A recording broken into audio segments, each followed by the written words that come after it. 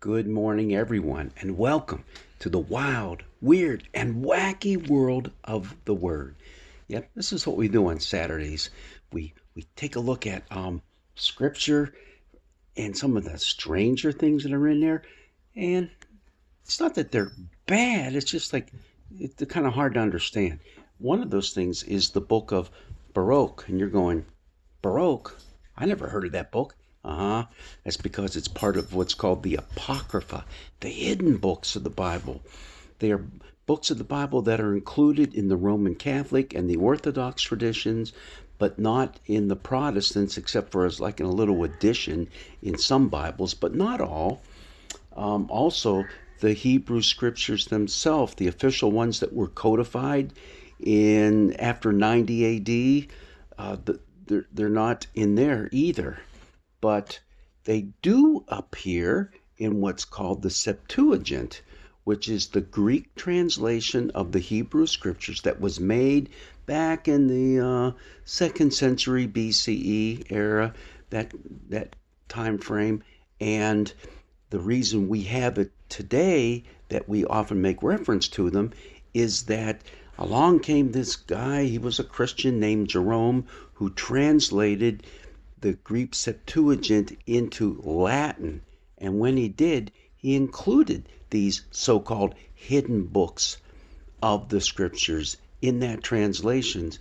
And as time went on, some groups kept them, some didn't. And so we have what's called the Apocrypha, the hidden books that appear in many of our Bibles today. And we're going to look at one of those passages, and it is Baruch. I like to read it. It's the reading for this Sunday in the Revised Common Lectionary if you don't use the Malachi reading. So just listen to this. Take off the garment of your sorrow and affliction, O Jerusalem, and put on forever the beauty from the glory of God. Put on the robe of the righteousness that comes from God. Put on your head the diadem of the glory of the everlasting. Aren't those awesome words? For God will show your splendor everywhere under heaven. For God will give you evermore the name righteous peace, godly glory. Arise, O Jerusalem, stand upon the height, look toward the east, and see your children gathered from west and east at the word of the Holy One, rejoicing that God has remembered them. For they went out from you on foot, led away by their enemies. But God will bring them back to you, carried in glory as on a royal throne.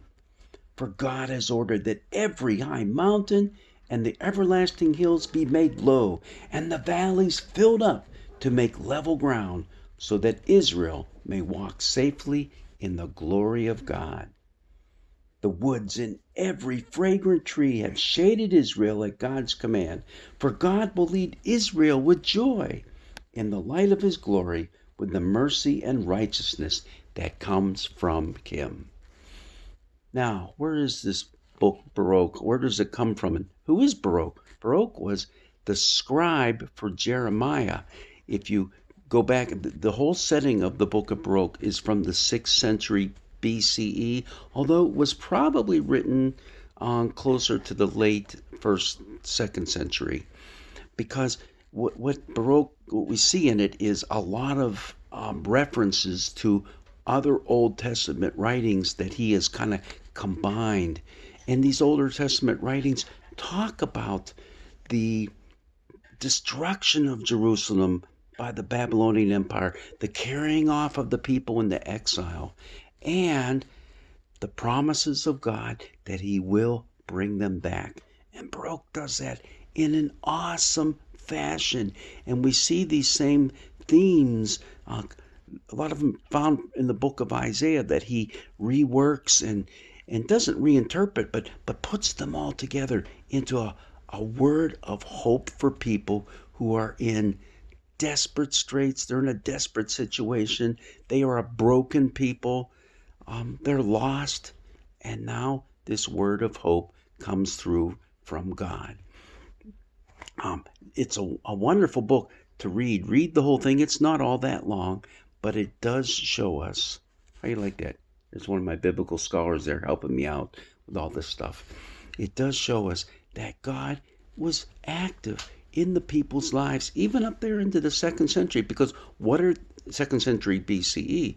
What are they going through then? The Greeks taking over the joint and really causing a lot of havoc amongst the people. So once again, a book of scripture included in some scriptures, but not all of Christian scriptures, included there to show us God is at work behind the scenes. Put your faith, hope, and trust in Him. He will help you to see your way through. Well, God's blessings be with you on this wild, weird, and wacky day that we look at the Word, the Scriptures, as they bring you and me hope for our lives in our day and age too, because, hey, we're going through a lot of stuff that's not so cool right now. But God is with us. Isn't that what we say when we celebrate Advent and Christmas? God with us, Emmanuel? That's what it is all about. Blessings be with you this day.